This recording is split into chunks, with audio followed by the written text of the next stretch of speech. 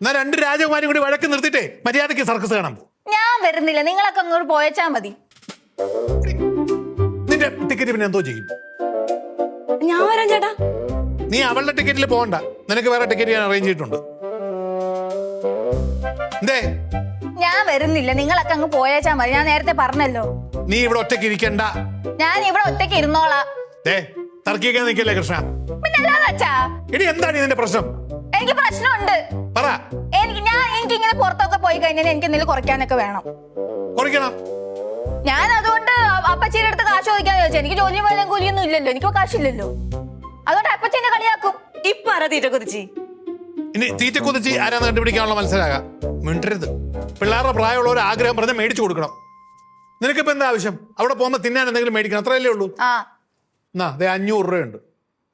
ഇതിന് കിട്ടുന്ന എന്താന്ന് വെച്ചാൽ മേടിച്ചങ്ങ് തിന്നോ. ഇപ്പൊ ശരിയായി.